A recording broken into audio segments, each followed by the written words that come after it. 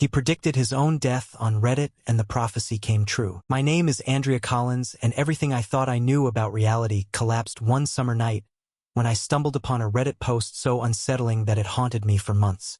I never imagined a random online forum could shake my skepticism to its core. I had always treated Reddit as a place for random memes or casual chats, never a portal for prophecies that might actually come to pass. Yet that is exactly what happened.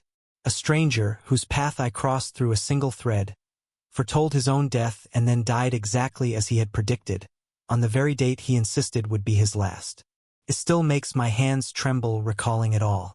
Over time, I pieced together every clue, each conversation, every frantic moment of waiting for him to update us, only to discover that his final words were not a mere bedtime story, but an accurate glimpse into the future. My story begins on a quiet college evening, moves through strange signs and heartbreak, and ends in a place of unanswered questions that still gnaw at my sense of reason. I was 19 years old, living in a cramped dorm room with my best friend Paige. That night, Paige was out partying while I lay on my bed, lit only by the soft glow of my laptop. Usually I spent such nights binge-watching random videos or flipping through subreddits that fit my mood, whether that was reading horror stories or searching for laughable UFO sightings. I liked the variety Reddit offered, from the comedic banter to the dark corners of conspiracy posts. On that particular night, my aimless browsing led me to a small new thread with a peculiar title that read something like "This is the day I will die, and it is only a matter of time." My curiosity piqued. I clicked without much thought, expecting either a troll or a short creative fiction piece. Instead, the text I found inside felt raw and deeply personal. The post was by a user named Isaac. He wrote that he was not terminally ill, not suicidal, had no enemies, and lived a mundane life, yet for reasons he could not explain, he knew he had exactly 90 days left to live. He claimed to have had recurring dreams that showed him a specific calendar date, accompanied by an overwhelming sense that this was the end of his road. In his dreams, he would stand in a silent place under a waning moon, hearing a distant heartbeat that was not his own, and then a flash of bright light. He would jolt awake gasping for air. The date burned into his thoughts. Day after day it counted down. He confessed he was terrified, but also calm, as if he had already accepted it. He finished by saying that he was posting on Reddit in hopes someone might believe him or document his journey, so he would not vanish without leaving a trace. The entire post radiated an eerie sincerity. I had read plenty of fictional stories on subreddits like Nosleep, but this felt different. It lacked typical dramatics or flamboyant phrasing. His words were earnest and tinged with heartbreak. There were maybe half a dozen comments. Most told him to see a doctor. A few ridiculed him as a teen seeking attention. One person posted an encouraging note, telling him to keep them updated. He responded politely, saying he planned to share weekly updates, as he wanted people to witness his final days if indeed the dream was real. My fingers hovered over the keyboard, wanting to comment but unsure what to say. Finally, I typed a brief message urging him not to lose hope, that maybe it was just anxiety or nightmares. I felt silly, leaving supportive words for a stranger convinced of his own doom, but I pressed submit anyway and logged off. A few days went by. My classes demanded attention, and I nearly forgot Isaac's post. Then, on a bored Sunday afternoon, I checked my Reddit inbox and saw a reply. The user named Isaac had written me a short note. "Thank you for your kind words. I appreciate the concern. It might be anxiety, but it feels stronger than that. If you are interested, I plan to post weekly about anything new." Then he ended politely. I felt a twinge of relief that he was not offended. Curiosity fueled me to revisit his thread, which had grown to about 24 comments. People asked for more details, wanted to know how old he was, whether he had sought psychiatric help. Isaac responded that he was 18, living alone, working in a small business, and had no underlying health issues. He repeated that he was not depressed, but the countdown in his dream was unwavering. I was not sure why, but this unsettled me more than typical ghost stories. The idea that someone who was physically fine could sense the exact date of death reminded me of old folk legends about people who dreamt of their own funerals. At first, I told myself it was a hoax, but the more I read, the more I doubted that. Isaac's replies were measured, never contradictory, never feeding drama. My sense of rationality warred with a creeping dread. I told Paige about it. She just laughed, calling it a stunt, telling me to lighten up. I tried. Yet at night, that title lingered in my thoughts. This is the day I will die. It gave me chills, so I started checking the thread daily, as if to confirm Isaac still posted. Isaac updated once a week, each time stating how many days remained according to his dream. He claimed the countdown never wavered, that each dream ended with an unmistakable sense of the number of days left. People began following him more avidly. The thread gained traction, some calling it the strangest corner of Reddit, others mocking him as an attention seeker. Isaac responded calmly, never insulting anyone. He wrote that if he was alive after the date, he would happily confess it was all in his mind. But he also insisted he felt an unshakable certainty.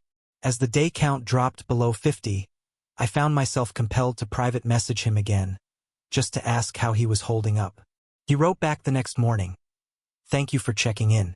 Honestly, I feel both fear and acceptance. My life outside this is normal enough. Work, groceries, the occasional walk by the river. But every night, the dream returns." We began exchanging messages regularly. I learned about Isaac's background. He had been raised by a single mother who passed away when he was 16. Since then, he lived off a small inheritance, renting a tiny apartment in an old building. He had no siblings. He told me he liked baking bread on Sundays, enjoyed reading sci-fi novels, and listened to classical piano music when he felt stressed. He did not come across as a dramatic doomsday prophet. He seemed more like a lonely boy thrust into a weird situation. In one message, he said he woke up daily with a heaviness in his chest, not physically painful but like an emotional weight, reminding him that the countdown was real. I was torn between sympathy and skepticism. Could this truly be a supernatural premonition? Or was Isaac's subconscious pushing him toward a tragic, self-fulfilling act? I suggested therapy, but he said he had visited a counselor who found him mentally healthy aside from that recurring dream. The counselor proposed anxiety medication, which Isaac tried for a week, but it did not break the dream. He sounded resigned. Meanwhile, the entire story started to overshadow my own routine. I'd catch myself in lectures drifting off, thinking of Isaac's next countdown. I'd check my phone for updates in the middle of dinner, a swirl of guilt in my stomach. Paige teased me about my obsession with the Doomsday Boy, as she called him. But something about him felt so raw and real, I could not look away. When the countdown reached 20, Isaac posted a final official update thread. It blew up.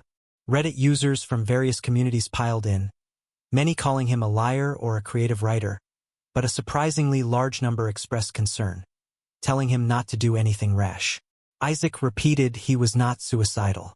He insisted the dream had begun months ago, that it pointed to a specific date in mid-August. He even posted a link to an astronomy site listing the full moon date, saying the dream always highlighted that full moon as pivotal. People tried to get him to reveal his location, presumably to intervene or at least verify. He declined, saying he did not want random people knocking at his door. Debate raged. Is he real or faking? Is it a creepypasta? I kept messaging Isaac.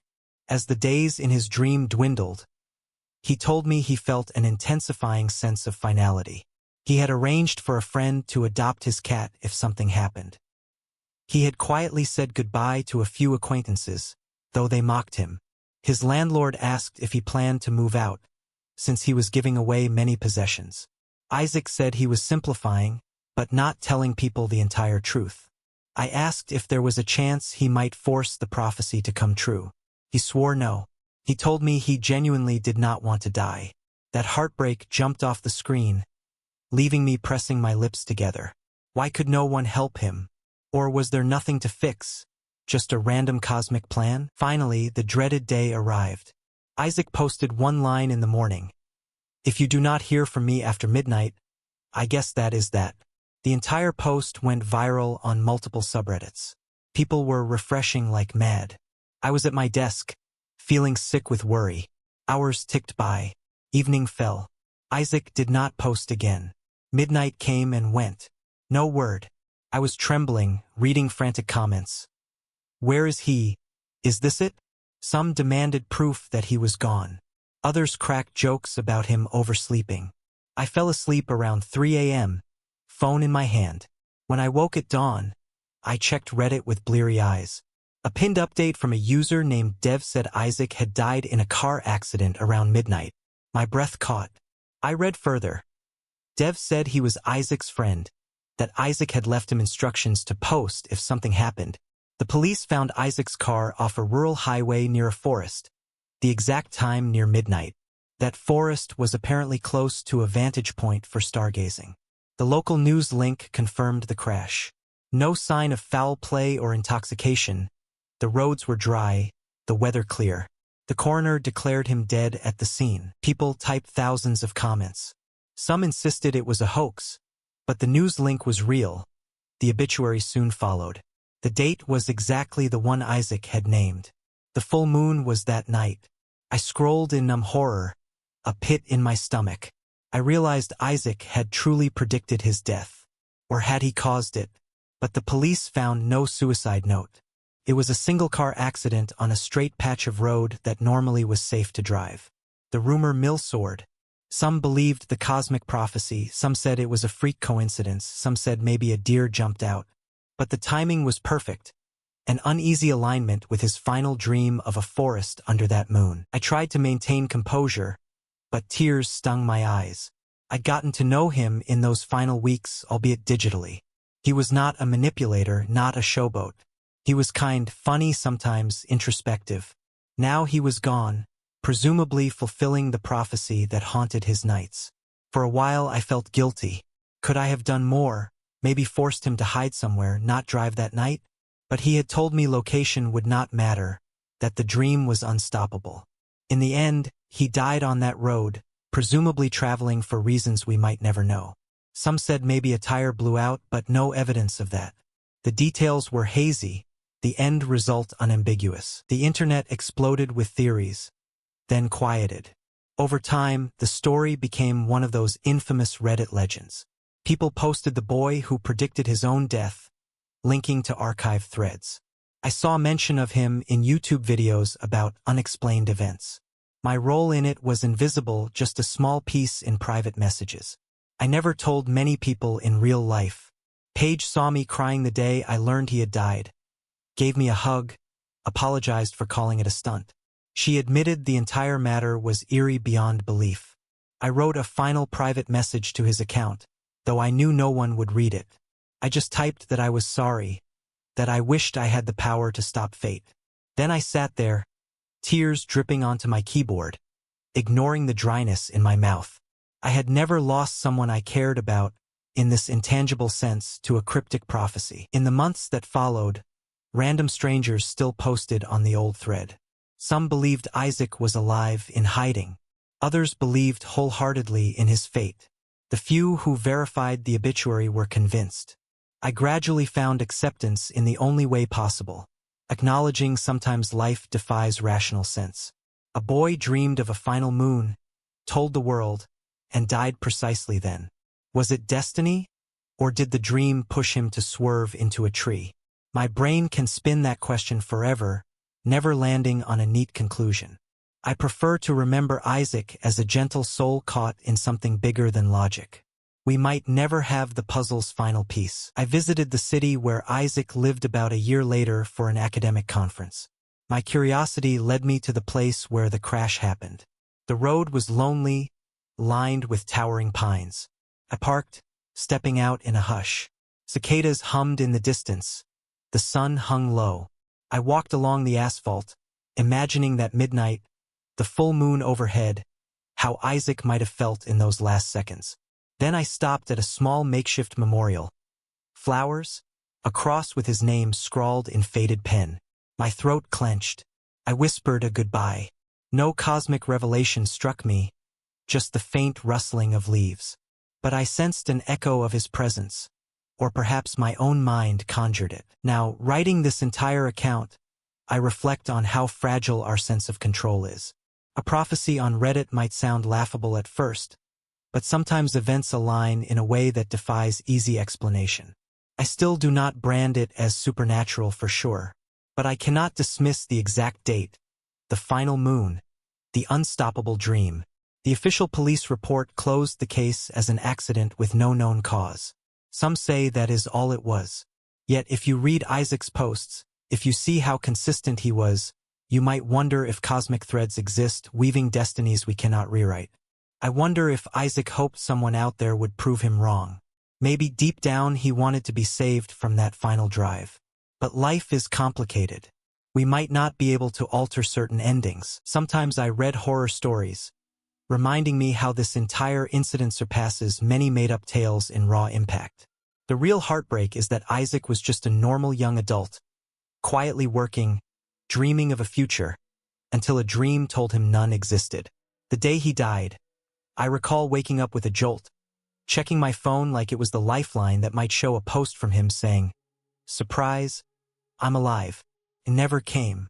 Now, on quiet nights, I'll watch the moon and think of him, wonder if there's a hidden tapestry where some are chosen to see their own conclusion. None of it is comforting. All I can do is share the story as I experienced it, hoping maybe it resonates with someone else, or at least remains a caution to keep an open mind about how little we truly understand. In telling all of this, I aim not to spin a conspiracy or claim we proved psychic powers. I only want to testify that it happened exactly how he said. The day the final summer moon rose, his life ended. People might read these words and dismiss me as gullible or claim I'm dramatizing a random tragedy. But if you read all his messages, you'd see how genuine he sounded, how consistent. I'd never seen such a calm acceptance of an onrushing final moment. Changed me. I no longer laugh so quickly at stories of prophecy or unexplainable phenomena. Sometimes, lines between reality and the uncanny blur more than I'd ever have believed. That is the story of Kevin or Isaac or any name you might recall from that original post, but I'll keep calling him Isaac for continuity. He posted on Reddit, predicted his death, and then it happened. It is a real heartbreak overshadowed by the intangible sense that maybe we cannot outrun certain destinies. For me, I keep living, keep studying, keep forging normal days. Yet, in the back of my mind, I carry the memory of a quiet boy across the internet who said, "This is the day I die, and no one can stop it." He was right, and I remain here, writing the final lines of a story that, to some, might sound like a well-crafted tale, but to me is the stark reality that one stranger's prophecy came true in the hush of a midnight road, under a moon he had seen too many times in a dream.